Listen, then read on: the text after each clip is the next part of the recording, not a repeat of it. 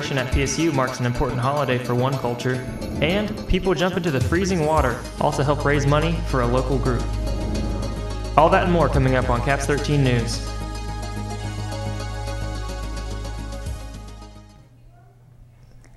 Thanks for joining us for this edition of Caps 13 News. I'm Tori Whalen. And I'm Barrett Young. The Gordon Parks Museum in Fort Scott, Kansas will be presenting Buffalo Soldiers, Slave to Soldier on Friday, February 15th, starting at 11 a.m. with Buffalo Soldier reenactors. This presentation is for Black History Month and part of the Lunch and Learn program series. The public is encouraged to bring lunch while learning about the history of the Buffalo Soldiers. Kirk Sharp, the director of the Gordon Parks Museum, explains more about this exciting program for the public. We plan on having college students here as well as maybe a few high school students, people from the community and the surrounding areas. So it's a great opportunity. They'll be coming in actual uniform of the Buffalo Soldiers, so they'll be wearing their uniform, their cavalry and infantry uniform.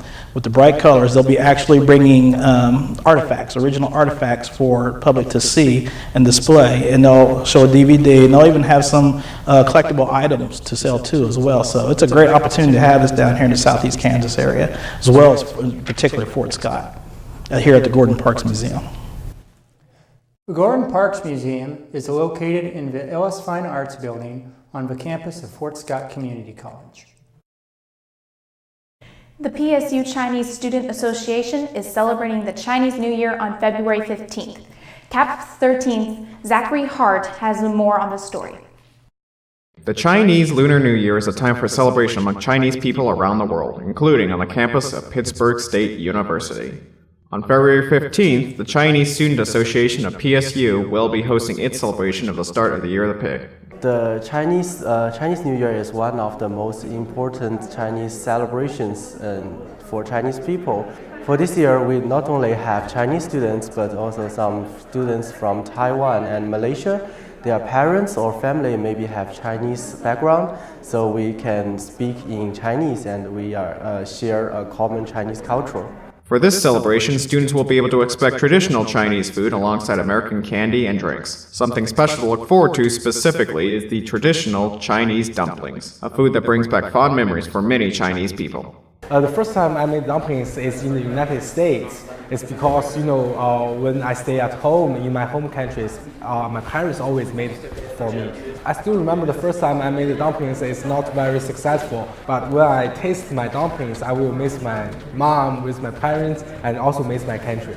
In Chinese culture, the pig is an animal that is associated with laziness, but for the new year is also considered very lucky. Students that attend the celebration will be able to test their own luck via lottery tickets for a chance to win one of numerous traditional Chinese prizes. The celebration will be held February 15th at 6 p.m. in the St. Pius X Catholic Student Center.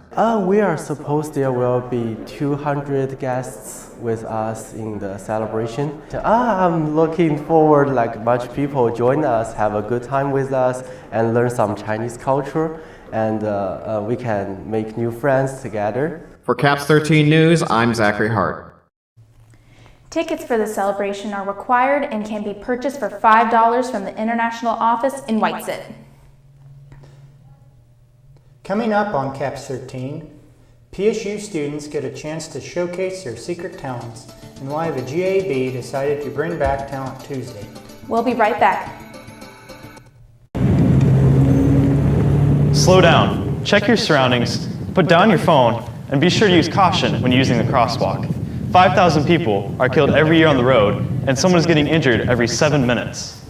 Drivers are just as much at fault when it comes to accidents.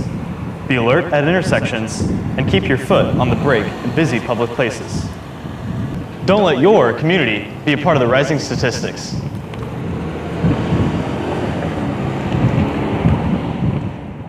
Hey Gorilla Nation, this is Stu Height, Chief of Police here at Pittsburgh State. Hope you're off to a great semester, and we want to just give you a couple of reminders of how to take care of your valuables. Please don't ever leave them unattended for any length of time at all. We live on a very safe campus and a very safe community, but you can never be too safe.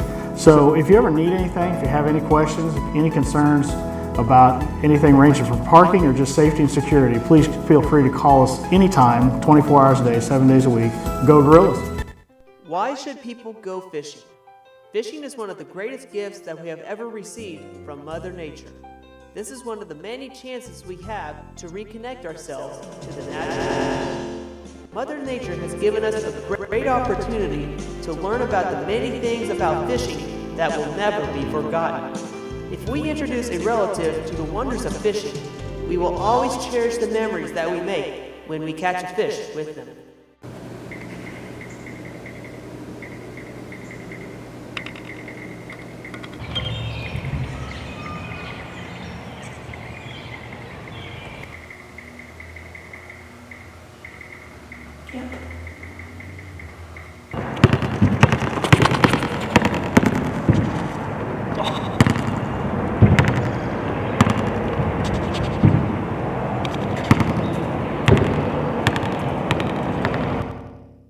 The Guerrilla Activities Board has brought back Talent Tuesday, and PSU students were thrilled.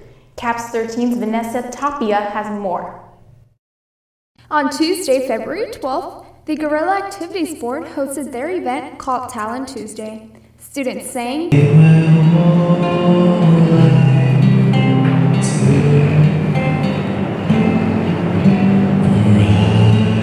played instruments,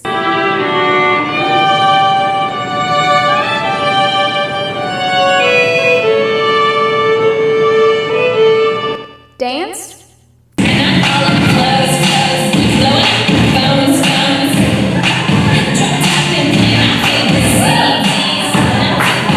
and even did some stand-up comedy. When America's Got Talent, I disappointed the judges more than I disappoint my parents, so. Damian Gonzalez is the Vice President of Marketing and Public Relations for the Guerrilla Activities Board. He tells us more on why they brought back this event. Talent Tuesday was actually an event we used to host not too long ago. After we stopped doing Talent Tuesday, we actually had quite a few students walk into our office asking if we were going to do it again. And when they heard that we weren't, they seemed a little upset. So after giving it some thought, we figured it was good to bring it back just because it's a great way for students to express themselves, so why take that away from them? All students are welcome to attend and showcase their talent for a chance to win prize money. This was Madison Roldridge's first time competing in a talent show, and she won 3rd place. I've never competed in a talent show before. My favorite part was when I got some laughs out of the crowd. I really wasn't expecting. Look out, America. For CAPS 13 News, I'm Vanessa Tapia. If you would like to showcase your talent and can make it for last Talent Tuesday, the next event will take place on March 19th at 7 p.m. in the U Club. Up on CAPS 13, some might say it's too cold to jump into the pool. Why area residents took a plunge into frigid waters. Plus, after a cold dip, warm up with a homemade peanut butter cookie recipe. We'll be right back. 30 seconds! Gosh dang it, Trevor! Oh, your outfit is so on fleek. OMG, thanks, girlfriend. I love your outfit too. 20 seconds. It's fleet, not fleet. Get it right. No, it's fleet. I'll Google it. There's only one man whose outfit is on fleek. Dope. Lit! I'm shook. 10 seconds. Are you guys ever gonna take this job seriously? We'll show ya.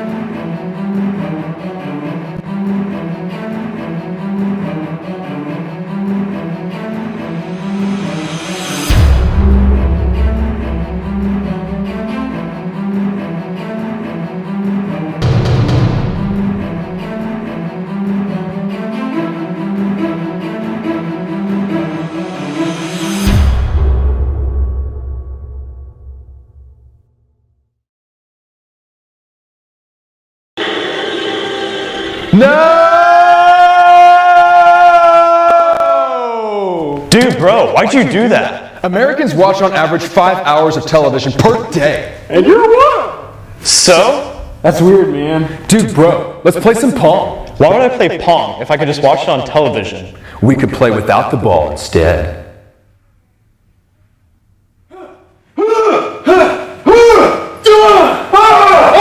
That's right! Each year, students and community members come together to take a cold plunge.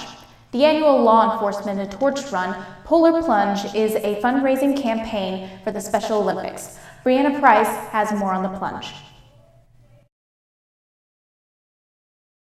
The Law Enforcement Torch Run held the annual Polar Plunge Saturday, February 9th at the Crimson Villas, headed by Chris Moore, State Director. The Polar Plunge includes a 5K strut, chili cook-off, and plunge where participants fundraise and jump into freezing water. The intent of the Polar Plunge is a fundraiser of the Law Enforcement Torch Run, which our main goal is to raise money and awareness for Special Olympics athletes. For many, the Polar Plunge holds sentimental value. Sean Hurst has participated in the plunge since he was in elementary school, in honor of 2 friends and in memory of his aunt. I really like it. I do it every year. It's usually around December, late December, early January. You start going around asking for money and getting things together to do it. Hurst was the highest fundraising individual, contributing $2,400. He said he owes it to those who supported him. It feels really good, and I couldn't do it without my mom and dad's support and everyone else's support and donations. This year's plunge, composed of 14 teams and 96 plungers, raised over $20,000. Moore said he participates each year with his team from the Pittsburgh Police Department. It's a pretty big deal to us, not only me but my department, because we raise a lot of money and we do a lot of events for Special Olympics, and it's brought our officers closer together and it's made us work better as a team. The Polar Plunge has grown each year due to word of mouth and contributes to benefit those in need with the Special Olympics. It's a really good deal to help kids out around Kansas to do things that they want to do, because this doesn't happen all year round, so it's good that it happens now, so that way those kids can have fun in life and enjoy life.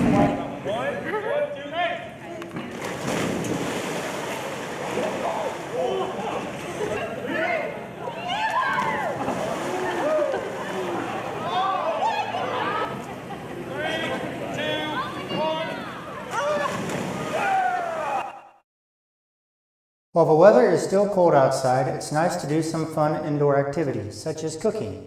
Here is Caps 13's main chef, Trey Brown, with an easy cooking recipe. Today we will be making peanut butter cookies. Our ingredients include butter, sugar, brown sugar, peanut butter, baking soda, an egg, flour, and a pinch of salt. Here are the exact measurements. Start by preheating your oven to 375 degrees.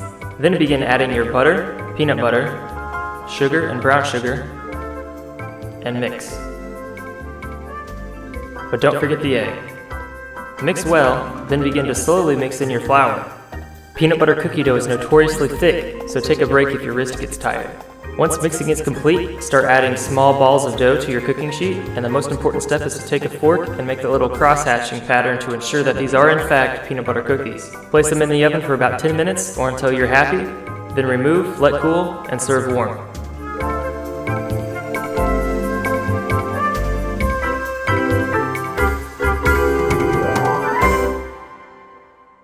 Well, from watching this, these cookies look just like the cookies my mom used to make. Yeah. Yeah.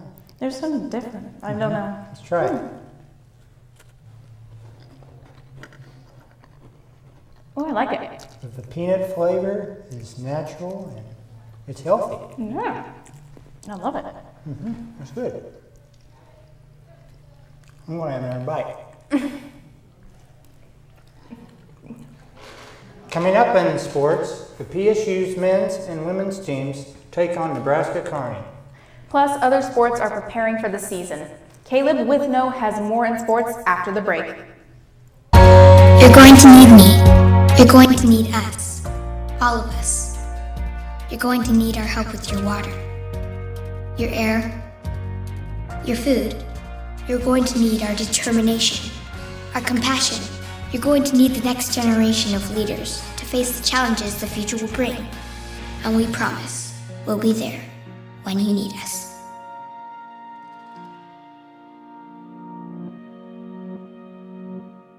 Hey, what's up, guys? Thanks for coming to help me study for this test. It's going to be a real tough one here, I can guarantee it. So, guys, I'm kind of hungry, and it is Tuesday. Couldn't we get some tacos? Tacos? I hate Mexican food. Why don't we try something a little less bold? Like subs. Subs? That's literally the worst idea you've ever thought of. Have you ever thought about pizza maybe? How about something better than that? Pizza is going to take like half an hour. Are you kidding me? Obviously, we all know that barbecue is the move. guys, let's check out Gorilla Crossing. I mean, Gorilla Crossing has hand-wrapped burritos, and hot and ready pizzas and pastas, custom-crafted subs, and savory Kansas City barbecue. Wait, where'd everybody go? Head on over to Gorilla Crossing for a variety of food options at student-friendly prices. And download the Gorilla Dining app for daily specials.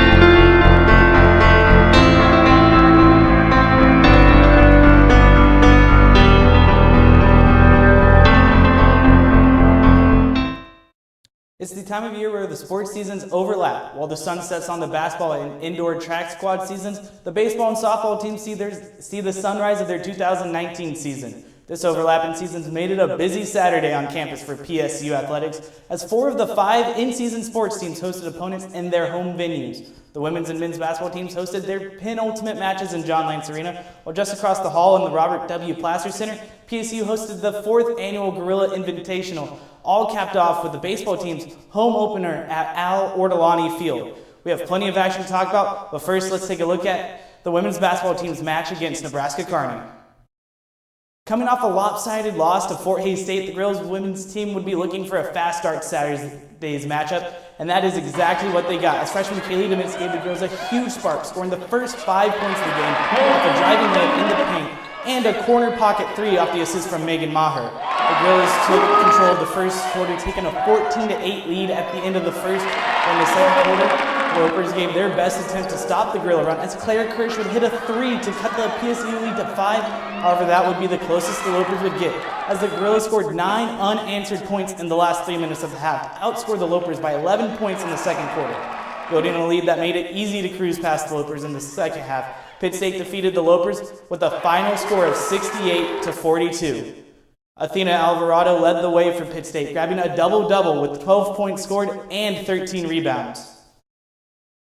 This victory secures a trip to Kansas City for the women's squad, as their 10-4 conference record is good enough to clinch a berth in the 2019 MIAA Tournament in March. The women's team played their next game against rivals Missouri Southern this Saturday in their last home match of the season. Now let's shift our focus to the men's hoop action from Saturday night against the Lopers of Nebraska Kearney. Pitt State's men's basketball team came in riding a brutal 4-game losing streak after a loss in the last second against Fort Hays State, making the girls desperate for a win, and they came out firing as PSU started the game with a 3-pointer by Demetrius Laverity and a smooth baseline J from Grant Lazoya, which propelled the Gorillas to take a 9-4 lead in the first. PSU would continue to grow that lead all the way to 13 after a dominant few minutes on the floor by Ray Elliott, as the freshman scored a big 5 points with a 3 and a transition layup. However, that 13-point lead would be their largest lead of the game, as the Lopers regrouped and unleashed a trio of scores as Cannon Coster hit the left side jumper, Weston Baker McGrath hit the Kareem Abdul-Jabbar-esque hook shot, followed by A.J. Jackson laying in the basket that would cut the Gorilla lead to 6, as both teams headed into the halftime break. Now in the second half, Demetrius Laverty and Grant Lazoya, they would connect for the slam in transition, bringing the Gorilla lead to 8. However, the Lopers refused to die as we jump to just under 2 minutes left, where Cannon Costner hits the go-ahead 3 with 1 minute and 45 seconds left, capping off a 25-14 run for the Lopers. Pitt State would fail to answer that shot in the remaining seconds as the Lopers come back in the second half to record the 65-62 victory over the Gorillas, despite Demetrius Laverty's game-high of 23 points. With the loss, the men's basketball team followed a 14-9 with an even 7-7 record in conference play as they now stand 6th in the conference standings. They play at Missouri Southern at home this Saturday with their game tipping off at 3:30. Shifting gears now to track and field action as the men's and women's team competed at home in the state-of-the-art Robert W. Plaster Center, competing in the 3rd annual Gorilla Invitational, where more than 1,100 athletes across all NCAA divisions competed. 2 records no longer stand after this weekend's competition as sophomore Haven Lander shattered her old record in pole vault with a clearance of 13 feet, 5.25 inches. Senior Colin Weber also broke a 21-year-old record in the 800-meter dash with a time of 1 minute, 57.11 seconds. Notable men's results also include a first-place finish in men's pole vault with a high clearance of 16 feet, 11 inches. While on the women's side, Jenna Black won the women's shot put with a throw of 15.3 meters. Now we head over to the action that took place in a chilly Al Ortolani field as the Gorilla baseball team took the diamond to face out-of-conference foe Colorado State Pueblo. Pitt State finished on top of the Timberwolves with a 14-7 victory. Alex Ackerman led the Gorillas to the victory with not 1 but 2 grand slams in the game, going 2 for 4 with 8 RBIs and 2 runs scored. Dalton Weaver was the winning pitcher for the Gorillas after coming in for relief of Brandon Stanek and recording 1 inning pitched and allowing 1 earned run off of 1 hit. The baseball team travels to Wichita to play the Jets of Newman University today as they continue their non-conference schedule. And that will do it for this week's Pittsburgh State Sports Action. We'll be right back. I've got a lot of things on my mind. Some things might make you laugh, some things might make you cry. Some things might even compromise national security. Why is the internet so obsessed with cats? Hashtag dogs are better. Sorry, but it's true. I can't wait for my trip to Vegas this weekend. Hashtag Friday can't get here fast enough. Have a nice trip. I hate my job. My boss is such a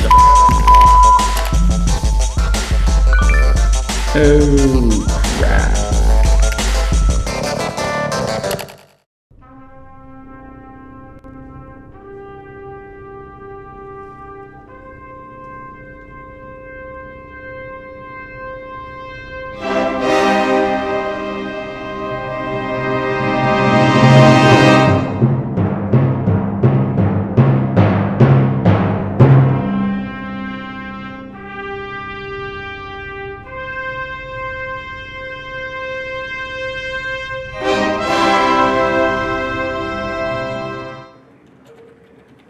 Caps 13 Sports works tirelessly to bring guerrilla athletics to your living room. But when the university heads heard about the lice epidemic spreading into the area, they elected to bring in an expert.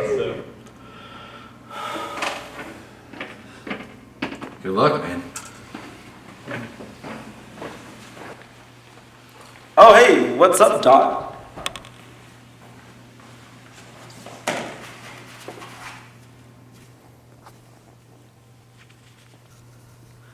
Is everything okay?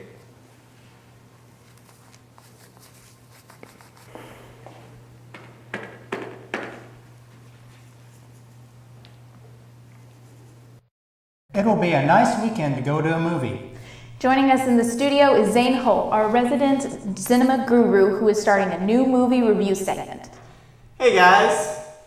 For today's movie review, we're going over the Warner Brothers picture The Lego Movie 2, directed by Mike Mitchell.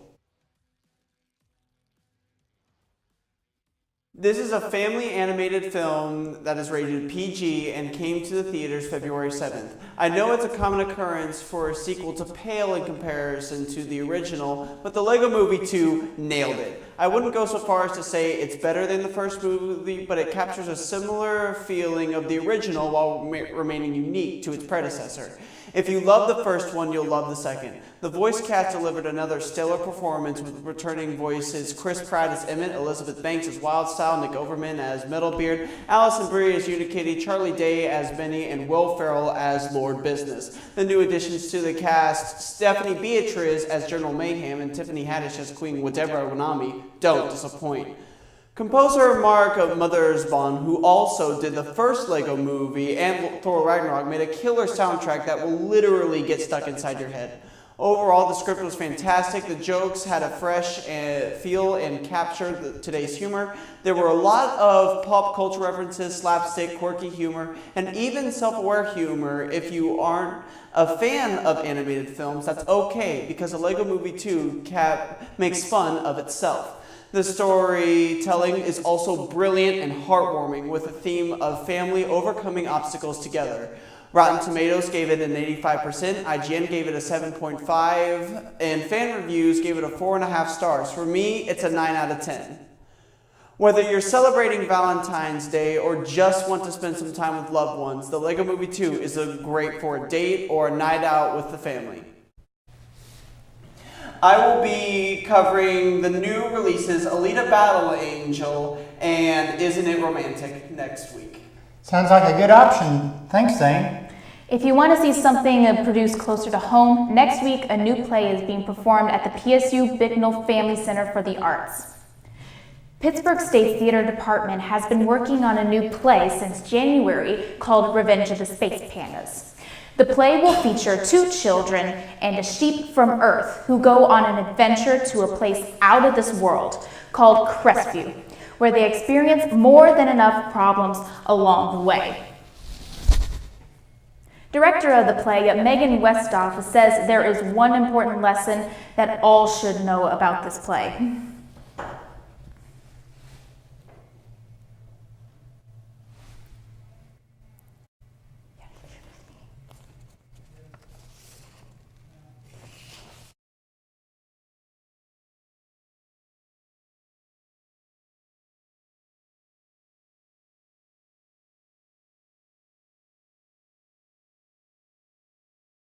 Office, room 137 of the Garfield Weed building. The play will be held at the Bicknell Family Center for the Arts in the Miller Theater from Thursday, February 21st through Saturday, the 23rd at 7:30, and on Saturday and Sunday, the 24th at 2 p.m. That does it for this week's edition of CAPS 13 News. Also visit us on Facebook at CAPS 13 Pittsburgh State University. Stay tuned to CAPS 13 for more great programming.